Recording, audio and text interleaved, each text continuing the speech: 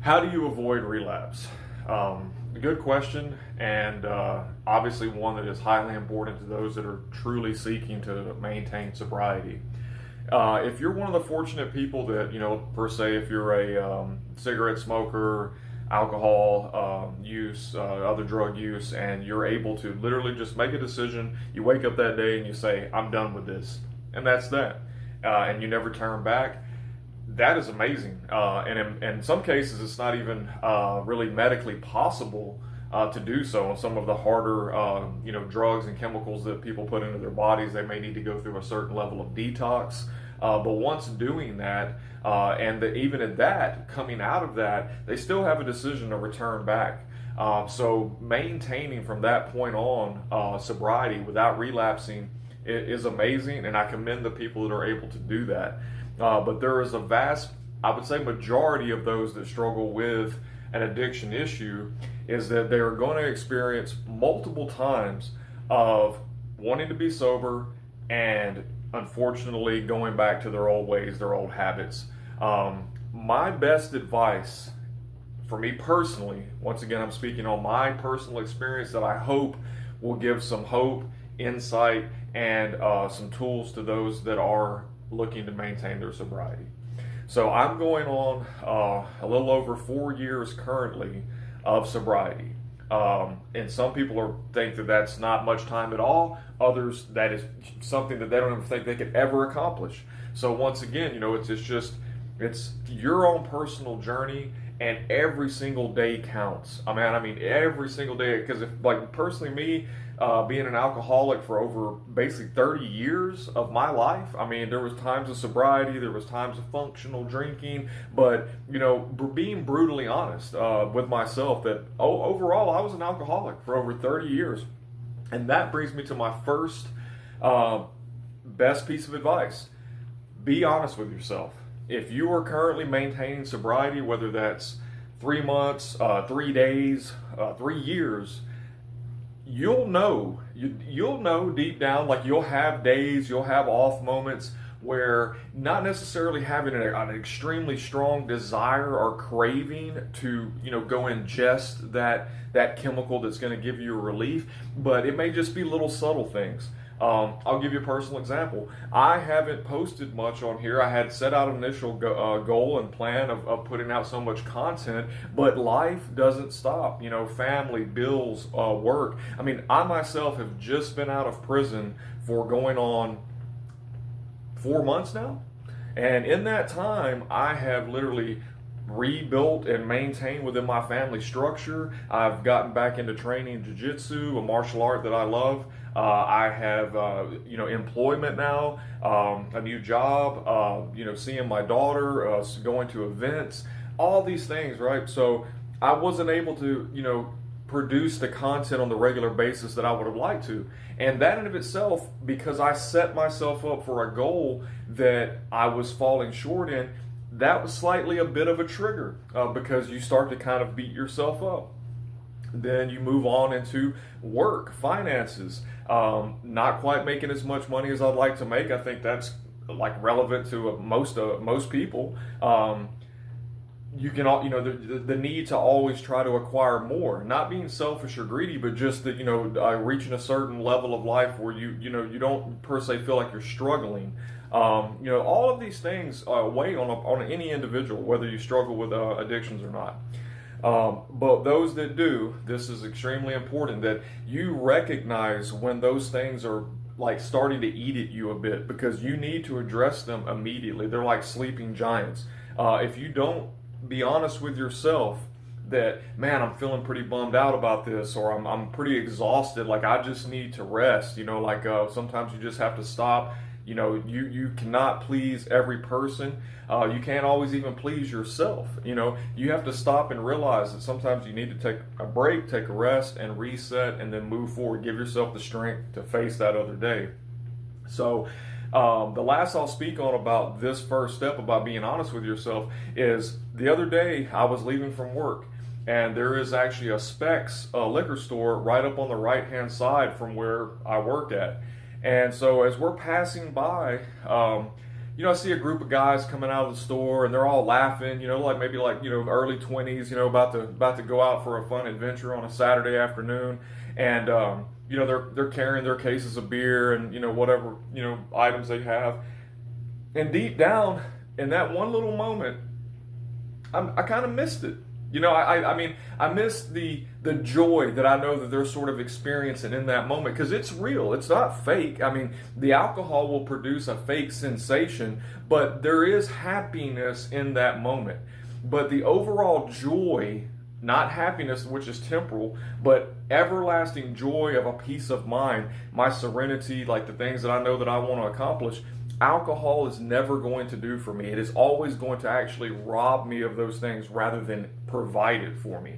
But see, I'm honest enough with myself. Like some people say, that's crazy. How could you even think that, after you've experienced all that you've experienced, 30 years and ups and downs and broken families and going to prison? And that's the insanity of addiction and alcohol and things like that, is because even with all of that, the times that I had that were good were really good. So with that being said, I'm looking at that and I have a little trigger, a little moment where there's that little tiny, part of me saying, man, I missed that. That was fun. But then now with the sobriety that I've built up and the clearer thinking that I have, I also sort of within a discipline make myself realize, oh man, but let me think about when it was 115 degrees last summer and I was laying in my underwear on a slab of concrete in a metal building confined in a penitentiary where they don't really care about your well-being. And, all of that was behind me consuming alcohol and driving a motor vehicle, plain and simple. And that was because I made decisions to consume alcohol on a level that impaired my judgment so much that I was willing to do things so foolishly and dangerous to myself and others and put myself in a position like that. And I think about the loss of time that I had with my family, missing my daughter's sporting events. For 2 years, she was running track and field and things like that. And I didn't get to see any of that. I just recently, which I'll share a photo at the end of this clip, of me. This is basically going on almost 3 years. This is the first time that I was able to attend her event. And man, excuse me, I get a little emotional even talking about it, but that right there, it just means everything to me. So when that little glimpse of the temporary happiness that I was seeing in those individuals coming out that day, I switch my mindset and envision all the things that are really important, not just momentary happiness, but a lasting joy that I'm going to have for myself, for my family. And that would be the biggest advice that I have, is be honest with yourself and where you're at with your walk in sobriety. The second is that stay disciplined to your goals. Like I say, I had to step back just for a couple weeks to regroup and take care of responsibilities, and that's normal. Whatever it is that you're trying to achieve, whether it's reaching people through social media, whether it's something that you're striving for, promotion in your workplace, a certain goal that you have physically. Part of this channel is that I also try to motivate people towards maintaining their fitness. I'm 46 years old. I still train. I fought professionally in mixed martial arts. It was I jumped in there a few times. I didn't make a career out of it, but it was like a goal that I had set for myself, and I set out to do it, and I did it, and it was a great experience. It's opened many doors leading up to even where I'm currently standing now. And it was because I had the courage to jump into something and give it a shot. And that's what I encourage you to do. Like your set little incremental goals that you can work towards, that's going to give you hope and purpose. If you're just like walking around aimlessly, like there's that saying that idle hands are the devil's playground. If you're not occupying your mind with something positive, negativity is going to creep in, or comfort is going to creep in. You're just going to look for something that's quick and convenient, which often leads back to using your substance of choice, which is going to cause that relapse. So 1, be honest with yourself. 2, set those goals and stay motivated towards them. And 3, and this is a big one here, is really reflect on the fact of, a lot of times, to me, a lot of people are concerned about longevity of life. but they're not really concerned about the quality of life. That comes to what I'm saying nowadays. A lot of people are looking into these, like, to rejuvenate, and how to basically stave off aging and things like that, and but taking medicines, in other words, or just to basically maintain. But if you can live a life of integrity and contributing to others, not just being self-serving, but literally worrying about your fellow man, the outcome, and for everyone's sake, in this world that we live in, that right there is going to bring a quality to your life, not just the quantity of life that you're going to live. So, obviously staying away from drugs, alcohol, cigarettes, things that are, 100% proven to be detrimental to your health and the quality of your life in the long run. Just remember that. I know it's such a simple thing, and then you'll say to yourself, like, oh well, some people, oh, you got to die somehow. I could be completely healthy and tomorrow step out and get hit by a bus. But how good were the days leading up to that day?